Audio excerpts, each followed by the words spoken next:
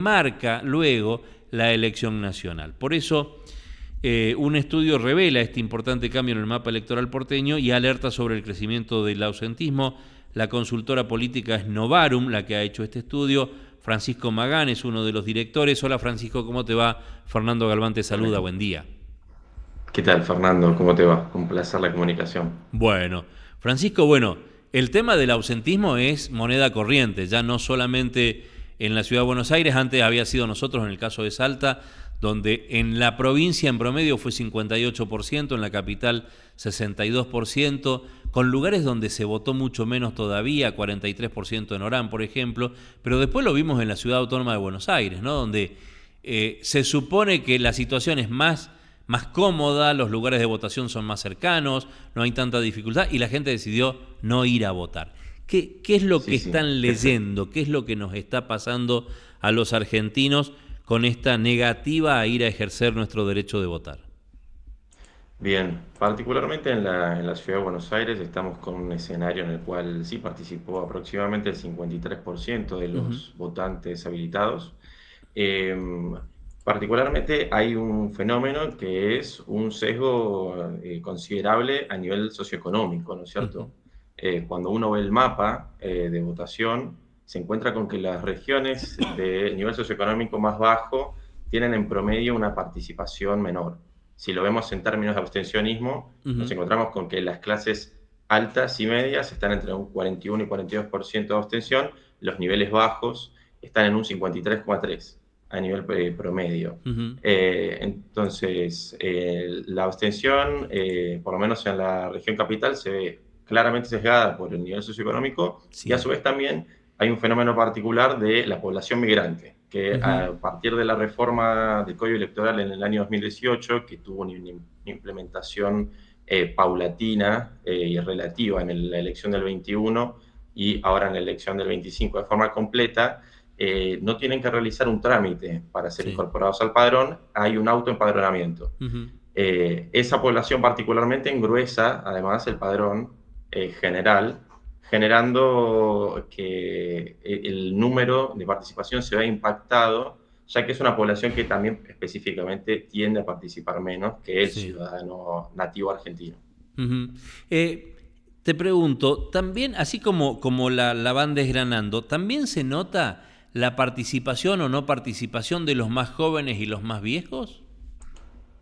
La realidad es que ese dato yo creo que es un buen dato a seguir indagando. Uh-huh. Me parece que hoy en día, considerando además también la tendencia demográfica de los barrios populares de la ciudad de Buenos Aires, es muy probable que haya una mayor participación en segmentos etarios más adultos Uh-huh. que en los segmentos etarios más jóvenes. Claro. Eh, pero bueno, y además hablando sobre la composición del voto, Claro.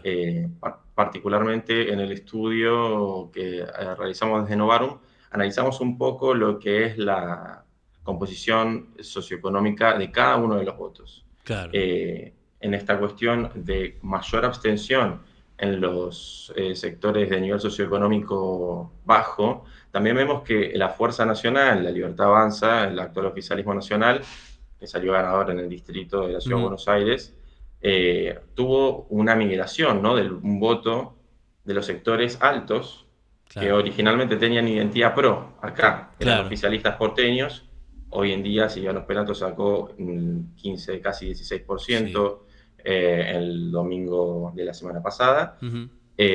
encontrándonos con que un Milei en el 23 era fuerte y se hablaba de una transversalidad, un voto pluriclasista. Pareciera ser que hoy en día en la Ciudad de Buenos Aires, por lo menos en el año 2025, con unas elecciones legislativas desdobladas Uh-huh. y con un discurso político profundamente nacionalizado, todo el electorado, que podemos hablar tal vez de un 60% históricamente no Sí. peronista, y que en general es de clases socioeconómicas Altas. altas o medias, Uh-huh. elige mayormente al oficialismo nacional. Entonces hay una migración también del voto. Uh-huh. Eh, Desde el sector que solía votar al PRO hacia que ahora vota a la Libertad A la Avanza. Libertad Avanza. Ha habido en esta, tenían una oferta amplia, ¿no es cierto? Vos tenías una oferta muy amplia, pero sin embargo es como que la oferta al ciudadano no le atrajo y se centró en los tres primeros. Si vemos el resultado entre Adorni, Santoro y Los Penato, y el resto es como que quedó muy relegado. Sí, se puede afirmar totalmente.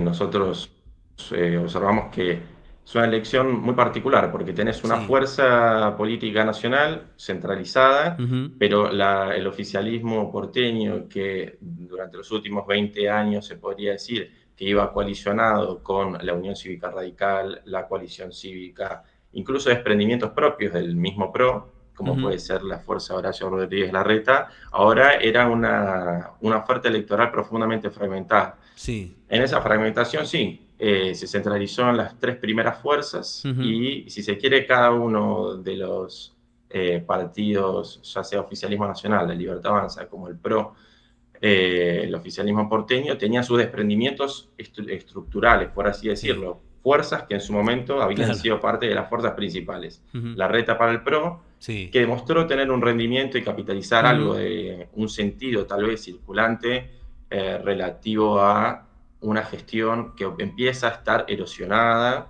por parte Sí. del PRO, que tal vez Jorge Macri no está pudiendo Mm. replicar y reproducir el modelo PRO Sí. luego de ya 16 años de gestión, entonces se quedó con un 8%, era más o menos lo que esperaba y creo que hemos visto imágenes que lo han tomado como una victoria. Ujú. Por otro lado, Ramiro Marra, que había Sí. sido el último candidato a jefe de gobierno de la Libertad Avanza, y Ujú. se esperaba que tal vez capitalizara un mayor grado de votos de Manuel Adorni. Sí. Evidentemente no lo pudo hacer, estuvo por debajo del umbral legal de los 3 puntos. Ujú. Así que sí, podemos hablar de que ante una oferta electoral tan grande, igualmente el electorado elige centralizar los votos en algunas fuerzas y no estuvimos en un escenario de eh, Claro. 8 fuerzas en los 10 puntos, vamos ¿Y, a y- ponerlo de y esa crees, forma. Francisco, que el hecho de usar el sistema de boleta única electrónica también ayudó a que se concentre más el voto en las tres primeras fuerzas y no tanto en las otras? Bueno, uno tendería a pensar que debería ocurrir lo contrario, tal Sí, vez. claro. Sí, sí. Uno tendería a pensar que debería ocurrir lo contrario, por lo cual estamos hablando de un electorado que tiene una fuerte identificación de su elección. Me Ujú. pareciera que no debería atribuírselo al mecanismo electoral, sino más bien a un discurso nacionalizado, un discurso que claramente sigue traccionando Javier Milei, que pareciera ser que los 30 puntos es el número de oro del oficialismo nacional, que Ujú. claramente ahí puede constituir su núcleo duro, que ese 30% ve el vehículo indicado. Mientras tanto, también un pasaje sobre el rendimiento del peronismo porteño, que encuentra también su elección legislativa más importante Sí. desde la reforma del 94, en la cual la Ujú. ciudad de Buenos Aires elige a su jefe de gobierno.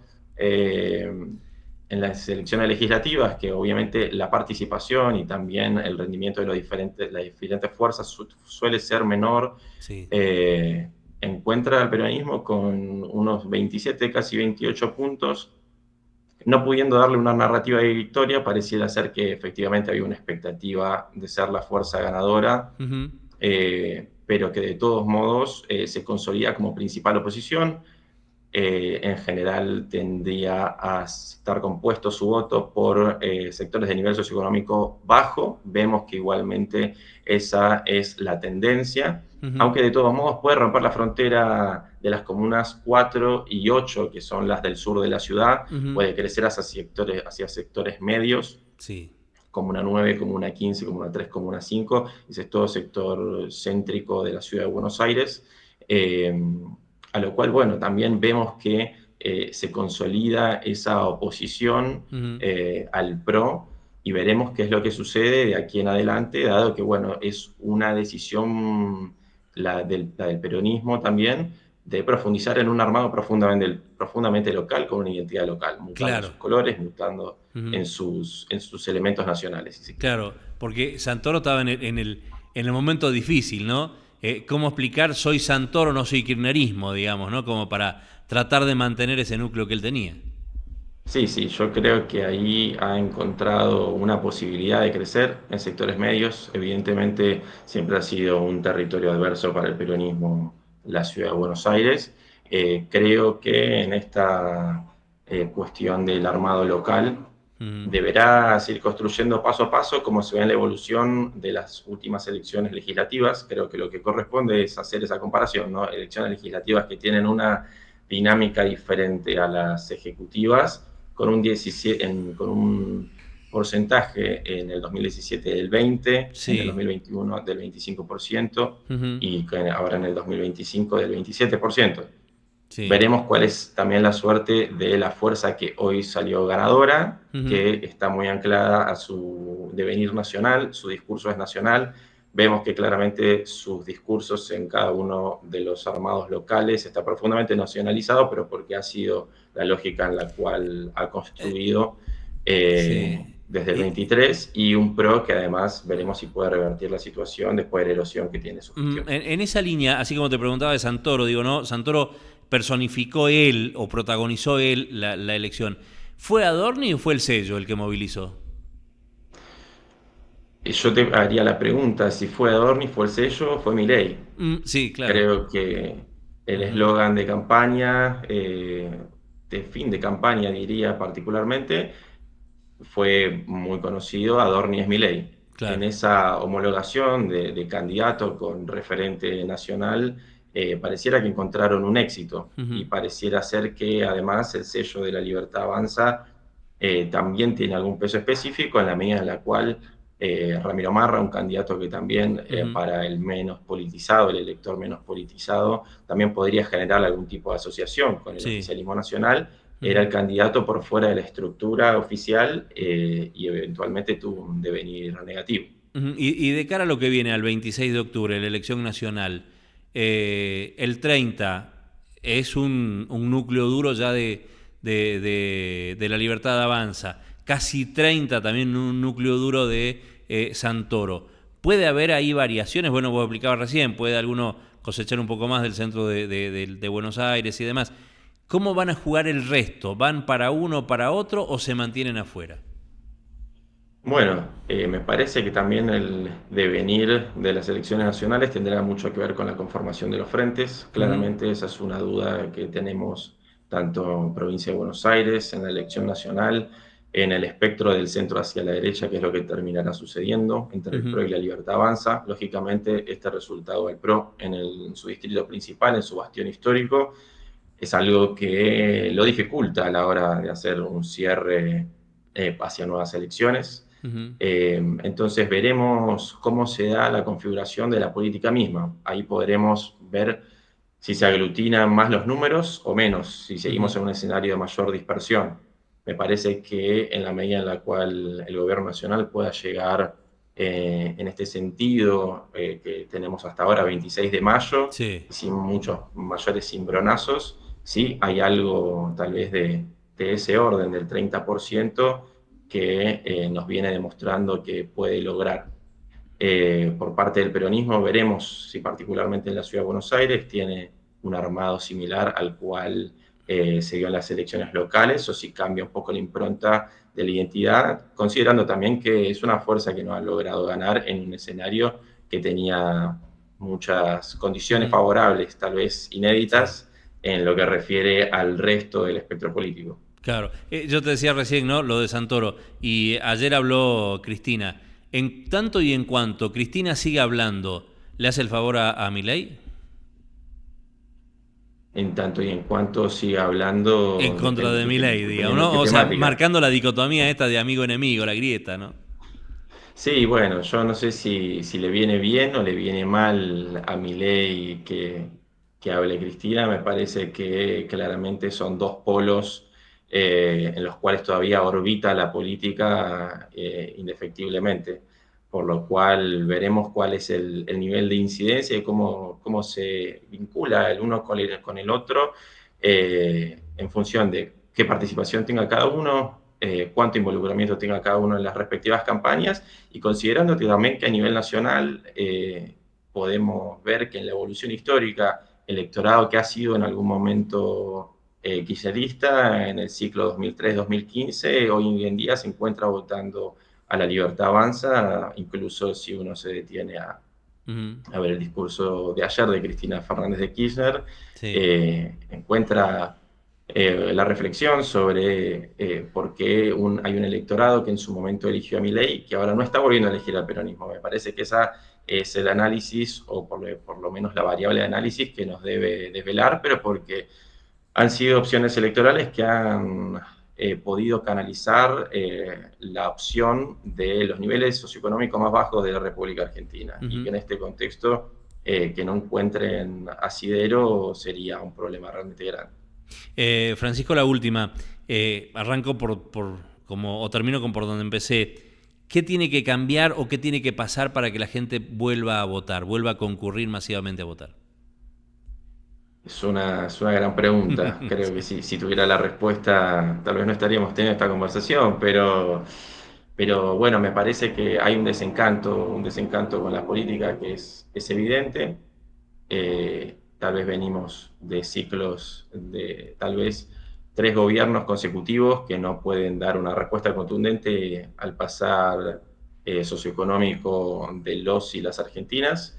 Me parece que la medida en la cual la política da resultados, la gente se verá más atraída Ujú. a ir y elegir una opción dentro de toda la oferta política. El tema, me parece acá central, es que por una falta de respuesta de la oferta política no termine de legitimándose el sistema democrático en sí mismo y los Ujú. mecanismos electorales en sí mismos. Tal cual. Que las elecciones sean fuente de legalidad, que lo seguirán siendo, pero a su vez que también sigan siendo fuente de legitimidad para el ejercicio del gobierno, y eso es lo que debería tenernos a todos ocupados, a Ujú. quienes nos interesan estos temas, principalmente a la clase política, que debe acercarse a los sectores populares y a los y las argentinas de cualquier extracto que sea. Tal cual. Francisco, gracias por atendernos esta mañana. Abrazo, buena Por semana. favor, muchas gracias por la comunicación, que No, tengan por buen día. favor, que andes muy bien.